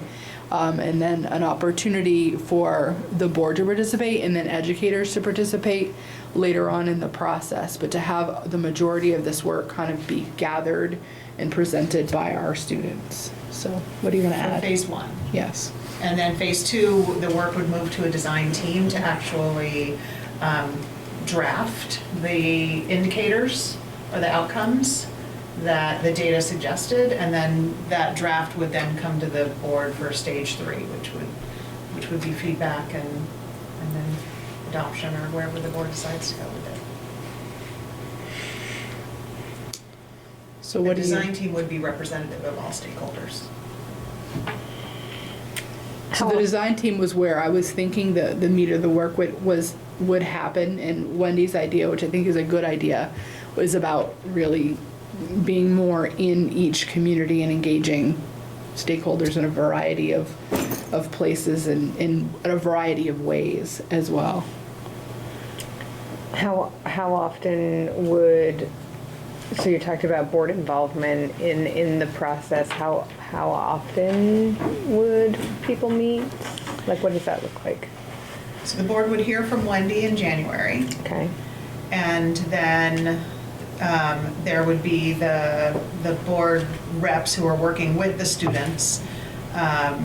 So whoever those folks are, there would be that commitment. And then in March, there would be a brief kind of presentation update, and a sketch of the design team work by the students. So the students would be presenting to you in March. Right, I guess I'm wondering what the board commitment is. Like the shepherds, like the board members from each town. So I think that she would talk to us more about that. I think that I wasn't hearing it was a lot of time necessarily in each community, because I think that there's that piece of going out and giving your community an opportunity to speak. And we also talked about other ways to engage your community and gather information remotely by doing some surveys as well. So there are days in here that would be just Wendy working with the kids as well. So I wasn't hearing like you'd have to take lots of your personal days that you already use for board business. But one of the days she has in here is like an afternoon, and then do some work into the evening and do a little dinner with the students. And it sounded like really consulting with the kids around, here's where you would have access to our community to go and gather some data from them. Here are some places where you could post links. Here are, because you guys know your communities best and you know how they operate best. And then maybe also to facilitate some introductions for them, that type of stuff within your own towns. Right. So if you're interested in moving forward with this process, with Wendy, she would come back with a proposal in January that would be more fleshed out. But we didn't want to go any further because this is a little different than what we had talked about to begin with. We didn't really want to move forward without coming back to you first. So Morgan has been telling me there's no money in the budget, but I can't not unhear what I heard him say. So this is work that we didn't budget for last year because we didn't know we were going to want to move in this direction. And so I had talked to you about another community, the work I shared, that was $50,000 investment to get to that by using the Battelle for Kids group we're not at that level. She has a couple of ways that, you know, she would like to do, like, let's just set an amount, like, we can, you know, I don't really, because we're talking about negotiating, I'm not gonna say it on camera, but set a fixed amount, and with that fixed amount, I can do this. With this fixed amount, I could do this. So Jody and I are pretty comfortable with, an appropriate level that we think that she can get at, and I could bring you into executive if you want to talk about the negotiation of that with her. And then if we have that and you're willing to move forward, she would design what she can do for that amount of money for the next meeting. Do you want to move into talk dollars or concept first? Dollars. Okay. So you want to move into executive to have a conversation about negotiating a contract with this lady? Sure. I'll make a motion to move into executive session at 8:14. All in favor? Aye. Lynn, I'm just gonna give you a little time check. Yep. We're definitely running over. Okay. So personnel, Shirley Carlson will not be returning next year. She's at 0.2 FTE, so she's submitted a letter. So if you could make a motion to accept her resignation, that would be good. I'll make that motion. All in favor? Aye. Aye. So staff notification, I don't think we need to talk about that. I did that at both of your local board meetings. So if anybody has any questions about that, let me know. The same for the retirement report. Nothing new has come in since then. So you have tasked me with negotiating with central office administrators. I haven't done anything on that yet. I was waiting for the healthcare piece to come in. It's now in. My intention is to begin that work in the first week of January. We had our first pre-meeting with support staff folks last week, and we did mostly had some conversations around the language pieces between the two master agreements. So we're doing the work of merging the Sheldon and the FNESU. We have 2 negotiation sessions set, one for the 15th and one for the 22nd of January, and we are hopeful that that will do it for us, right? It's our goal, Rick. That's our goal. 2 meetings. We are going to have to start talking about when we have our pre-meeting with the teachers. I'm hoping that we can wait till late January, just so that we can get some of these other pieces underway, selfishly. But I could be convinced to go earlier if you wanted me to. I think there's a lot in the first half of January. Yeah. We're also hiring 2 principals in the supervisory union, so there's a lot of things embedded around those hiring processes that have my calendar kind of filled up. So I have the statewide healthcare update linked in there. You've already seen it. You all got it. I don't know that we need to spend any time on it. Did you want to say more about what they're arguing? That was new information to me. The interpretation piece that's fuzzy. So, the union apparently put out some information before the arbiter's decision was public, saying this is what it says. That's different from what the school board side thinks is what it says. The school board side believes that everything is starting on January 1st, 2021. I don't know that the union agrees with that. One of the areas that's, I think, going to impact Lynn and our office the most is that they have 2 different categories for premium contributions. One is licensed teachers and administrators, and one is support staff. So no one has been able to come up with an agreed upon answer, I guess, on whether licensed teachers and administrators means licensed teachers and administrators or licensed teachers and licensed administrators. Oh, right. So the difference is that Jody's an administrator and she has a teaching license. Right. Jamie and I are administrators and we don't have any official license. Right. Dominic doesn't have a license. the tech guy in Enosburg as an administrator does have a teaching license. So do we treat them differently or the same? Eventually it won't matter, but it will matter in the first couple of transition years. The speed in which we all get to the 80/20. Right. Cash in lieu is allowed to be locally bargained, and so the support staff unit and the teacher unit negotiations will have that in play, and that's something that we need to pay attention to. Out-of-pocket expenses drop a little bit from what you've historically provided. The big change is that in order to have an HSA, you have to move to the silver plan. Currently, most everybody in the SU is on the gold CDHP plan, which we allow to have with an HSA. The union proposal didn't allow that. And we only cover 80% of the silver premium. And we only cover 80% of the silver premium, so I will continue to stay on the silver plan. I'm gonna take an additional premium hit moving to that because of the way that that's structured. The other piece that I think we need to tune into is that while premiums are prorated based on FTE, the out-of-pocket contribution is not. So if you have somebody who's working 40% and they're eligible for health insurance, they're at 40%, right? 45%. Now, 45%. So if somebody working half-time, we would give them half of their premium that they would be, that we would give to a full-time administrator, but they're still gonna get the full HRA or the full HSA. Right. So your part-time people are now costing you more in benefits than they have in the past. The message I got on Friday is that if it's not spelled out specifically, it's gonna go through the grievance process locally somewhere, and good luck with that, figuring it out. So we're in negotiations. I think we'll probably try to clarify as much as possible. And we may, a year from now, kind of be in court with the unions. Somebody will be about whether the arbitrator really agreed that it was this or that. Right.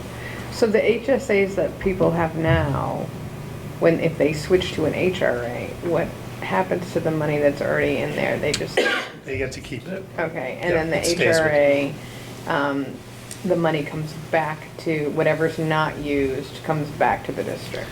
The HRA is, yeah, it's a promise to pay It's your a promise, bills. okay, okay. Only healthcare. And it's only healthcare, so. And it's The only, HSA, they can use it for For- dental and vision. right. Oh, HRA okay, is right. healthcare only. Right. Thank God I have a kid out of braces. Okay. Any other questions on healthcare? Nope. We've already talked about the transportation study. I mentioned the school safety grant earlier. I want to just talk for a minute about the child protection registry audit. So back in August, I got this email that said, hey, you haven't done any child protection background checks on any of your employees for the whole year. And I frantically text or emailed Jamie and I was like, what? I know we're doing that. And she said, no, I've done it. I've sent all of the paperwork in and I've never gotten anything back. And I said, well, I've never gotten anything either. So we reached back out to this Michelle at the agency and I said, can you clarify for us because we're sending it in? And they hadn't received any of our background check paperwork. So we dug into this, and what happened was, so that there's multiple background checks. We're doing their criminal record check. All those are happening.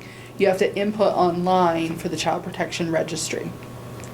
So Jamie took that on when Lucy left. So Lucy and Jay left within around 8 or 10 weeks of one another.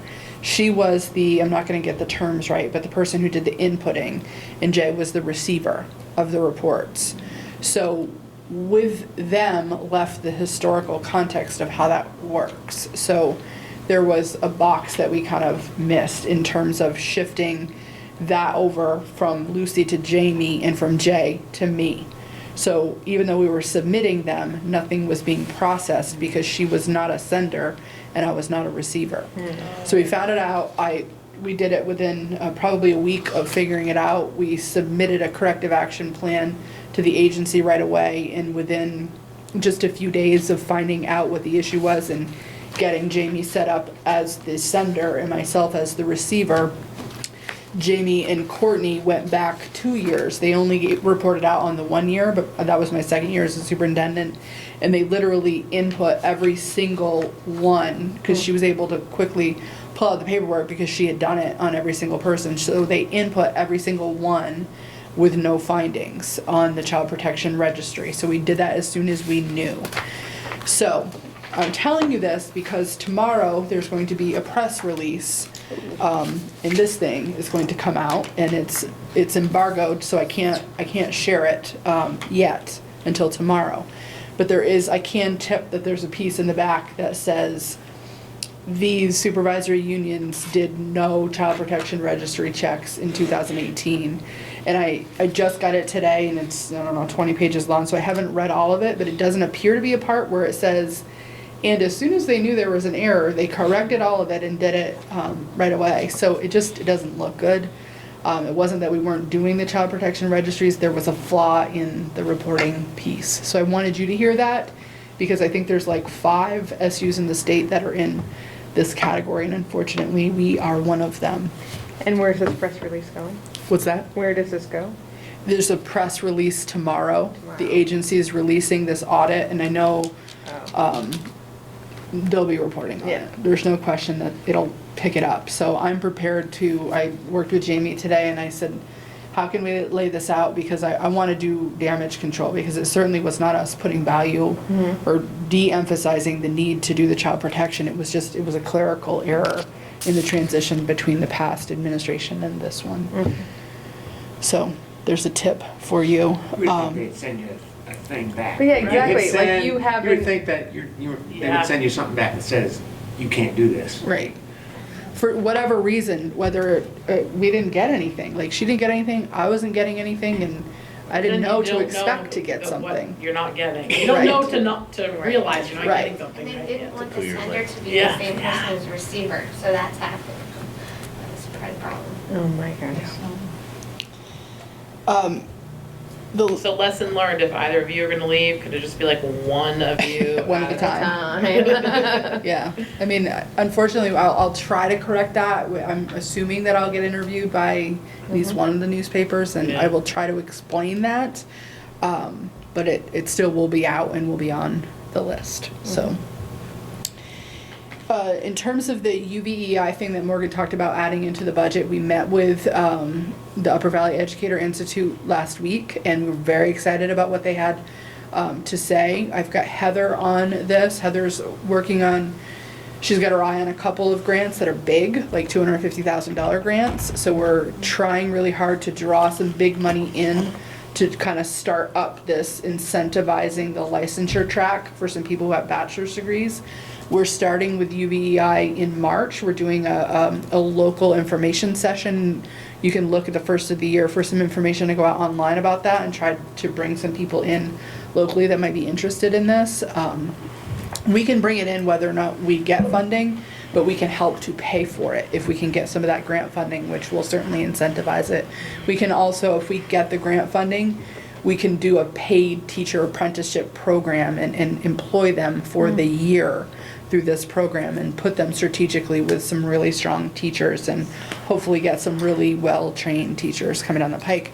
The surprise sleeper thing we learned in that is they're also willing to do a new principal cohort with us in the area. So we were very excited to learn that because it wasn't even on the radar. But we know from hiring principals over the last several years, there's certainly a leadership shortage as well, not just teachers. So we're going to be doing an information session and inviting some of our teachers who have aspirations of becoming an administrator down the road to the session. So pretty excited about both of those opportunities. And, you know, we've got Heather's nose to the ground and we're excited that she's going to turn up some funding for us about this. We're hopeful. I'm going to end with this from Courtney. So for those of you who saw Facebook somewhere around the Thanksgiving time frame, Courtney did a project she pushed out into each of our schools and asked kids what they were thankful for. So our goal is to have her do something like this every month or two. So she's been working this week in schools asking kids what their hopes and dreams are for the new year. So this month is a little twist because she's asked some staff members that as well. So she tipped me that she's giving us like a little minute preview of this video. So the video's not completely done yet. Oh wait, shoot, I have to change locations.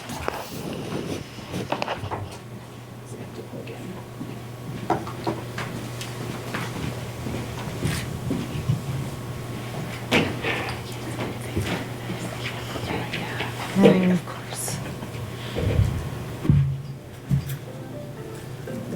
Christopher Reeves once said that once you choose hope, anything is possible. So I think that mindset is a great mindset going into a new year and a new decade. I want to have a good basketball season and make the baseball team in the spring. My brother will get to come home from boot camp and stay.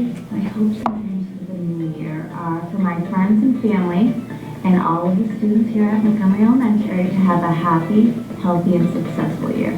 I'm hoping to get a bit better at multiplication and get better at division. Definitely to apply and get accepted to some college because I plan to go into physical education to be teaching after high school.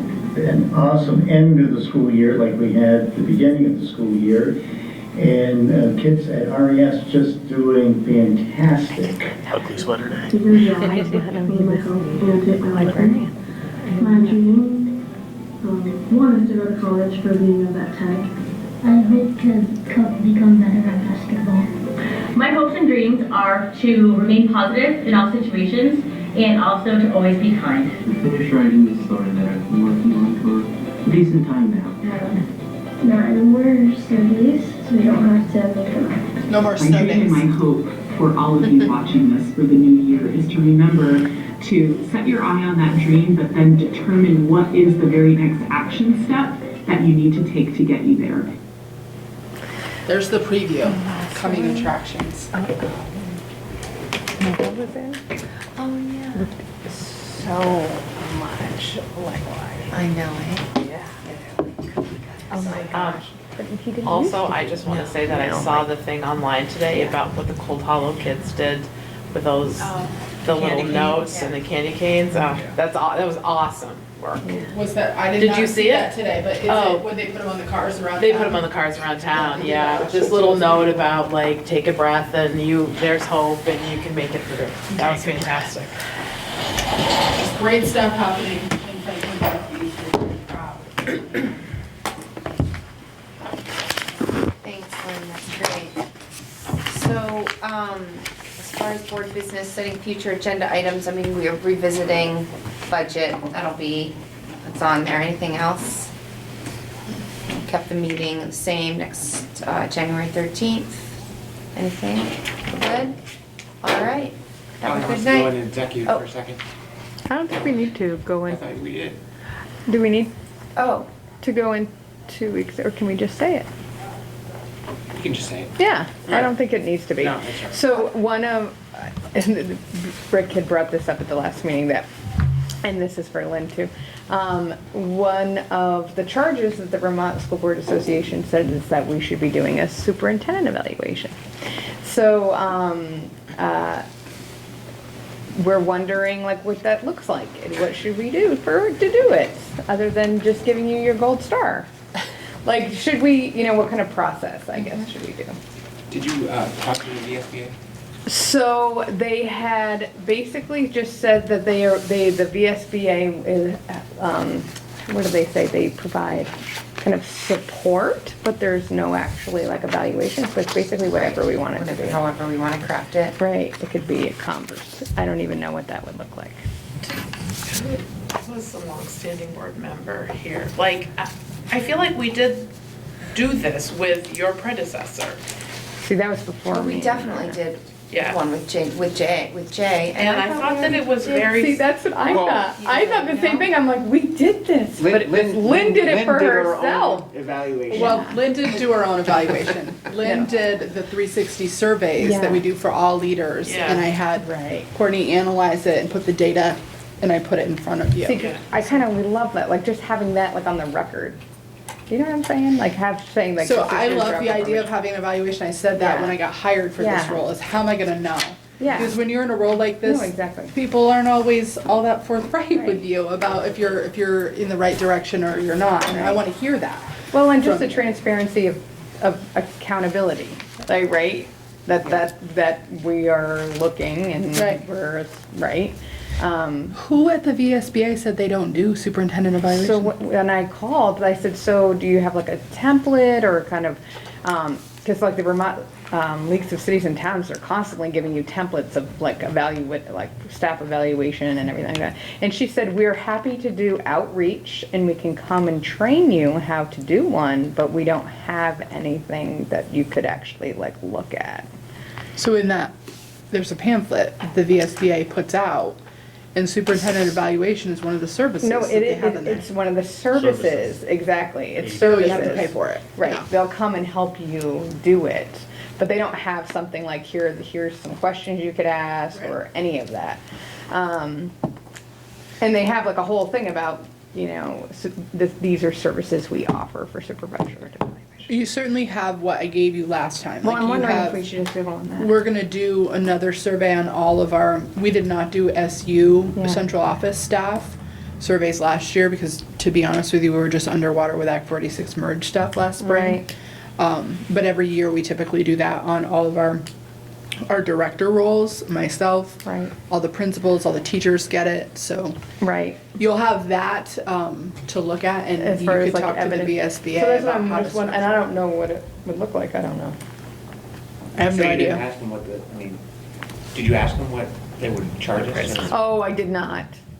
I did not, because then, I think, I don't know if that's a SU board chair? I would be happy to Yeah. look into it a little further. I also feel like we would be, though we are well equipped to craft our Yeah, own we could process. totally do So, I'm happy to kind of meditate a little on it, maybe after we get through the Yeah. holiday crush. Do you want to say that? Well, Um, and reflect back on what what the process has been historically. 'Cause Yeah. I know there was a process. Yes, and just to remind you, there are leadership standards. Right. Right, And so that might be right. there are a lot of them. Yeah. But that might be a good starting There's point. 10. Even the larger categories of the leadership Right, standards. right. Yeah. Right. If Those you are readily accessible. want, I could reach out to Jeff at the Vermont Superintendents Association Okay. and see if any of the other superintendents in the state, it would go out on a listserv. Right. If they have a copy of a template that they use for superintendent evaluations. I think the VSBA would have that, I but I know, could that's what I ask kept if thinking. the other superintendents have the template. Right. Maybe you got like the newbie in the office or something, Polly. She didn't But sound they like also it. stand She to sounded- make budget by providing that service, so they may not be Right. excited about just saying, oh, here's Passing what we it would out, do. yeah. Right. Well, I can dig into, I Yeah. can dig into that a little, and perhaps Lynn, you could reach out to to those Yes. folks, and we'll kind of reconvene in January and kind of go from there. I think that's Does good. that sound okay? Yes, that sounds perfect. Okay, excellent. Anything else then? No, all right. I think so. Drive safe, everyone. Motion to adjourn. Oh, motion to adjourn. I'll Aye, make that motion. Aye. Merry Okay. Christmas, everyone. Oh, yeah, have a Yeah. lovely holiday.